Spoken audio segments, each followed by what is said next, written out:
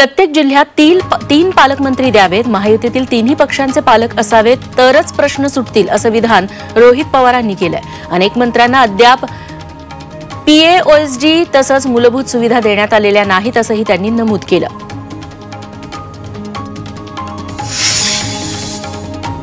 लाडकी बहीण योजनेतही बदल होतील असं वक्तव्य रोहित पवारांनी केलंय. जवळपास 1 ते 1.5 कोटी महिला या योजनेतून बाहेर पडतील असं भाकीत त्यांनी वर्तवले. ते नाशिकमध्ये बोलत होते. भाजप आमदार मंदा म्हात्रेंनी खासदार सुप्रिया सुळे आणि संदीप नाईक यांच्यावर टीका केली आहे. जे आईवडिलांचं ऐकत नाहीत ते कसे काय सुसंस्कृत आहेत असं म्हणत म्हात्रेंनी निशाणा साधलाय. केंद्र सरकारकडून आपल्याला निधी मिळत नाही अशी तक्रार पश्चिम बंगालच्या मुख्यमंत्री ममता बॅनर्जी यांनी केली आहे. नेताजी सुभाषचंद्र बोस यांच्या जयंतीनिमित्त कार्यक्रमात त्या बोलत होत्या.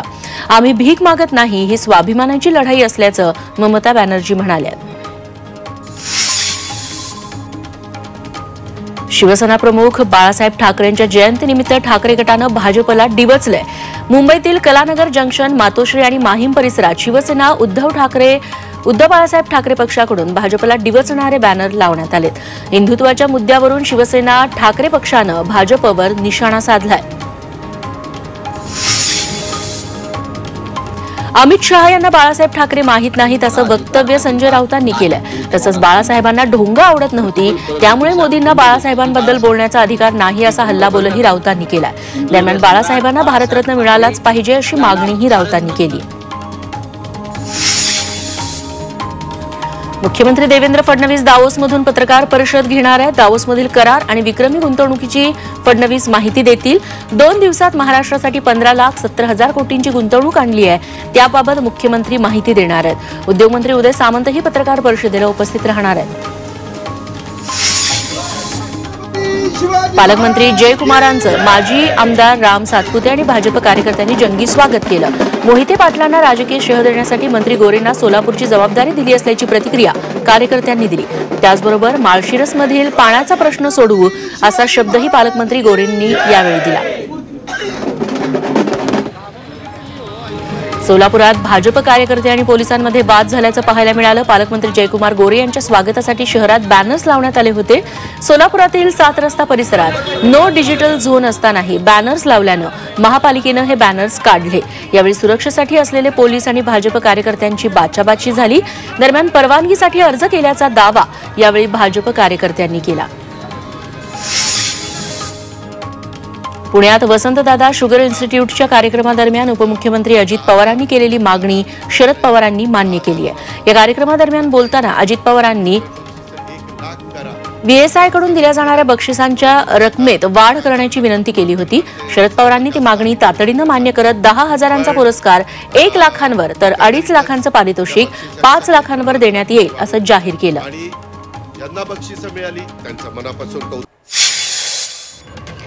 परभणीच्या वसंतराव नाईक मराठवाडा कृषी विद्यापीठाचा आज 26वा दीक्षांत समारंभ पार पडला.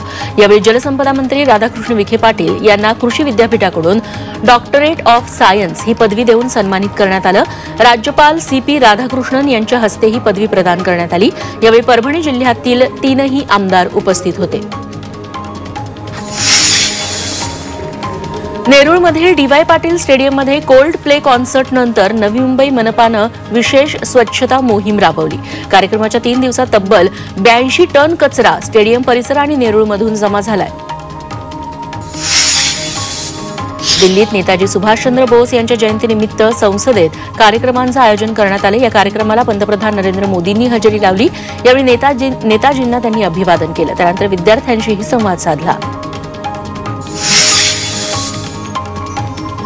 दिल्लीतील कर्तव्य पथावर प्रजासत्ताक दिनासाठी सराव सुरू आहे. शेकडो जवानांनी संपूर्ण तयारीत सराव केला. यावेळी विविध परेड्सचं ट्रायल घेण्यात आलं.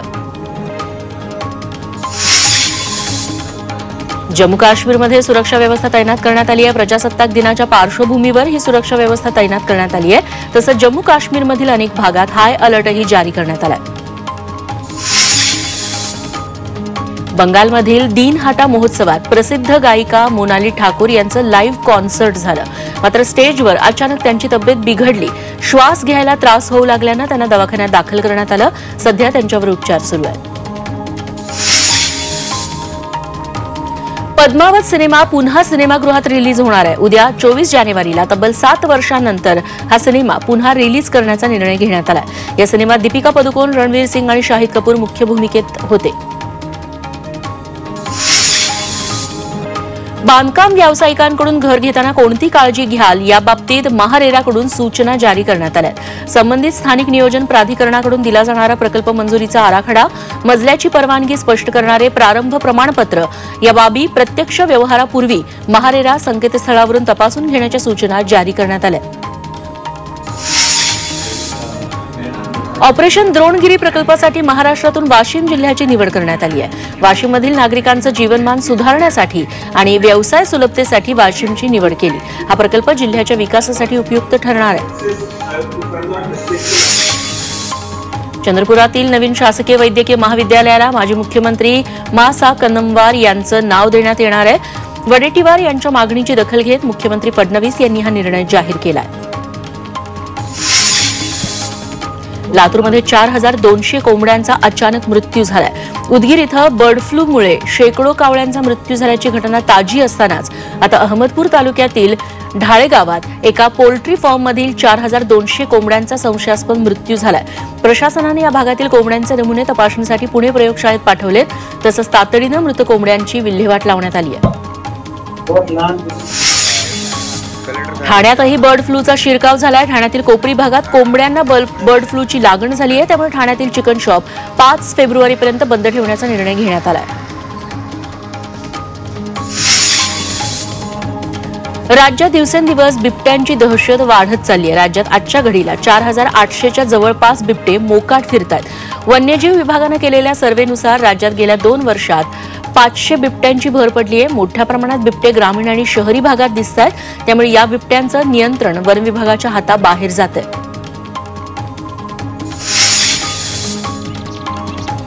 तामिळनाडूत दुर्मिळ ब्लॅक विंग्ड स्टिल्ट या पक्षाचं दर्शन झालंय। हे पक्षी युरोप, आफ्रिका आणि आशिया तसंच ऑस्ट्रेलियात पाहायला मिळतात। सध्या थंडीचा जोर वाढल्यानं हे पक्षी तामिळनाडूत वास्तव्याला आले।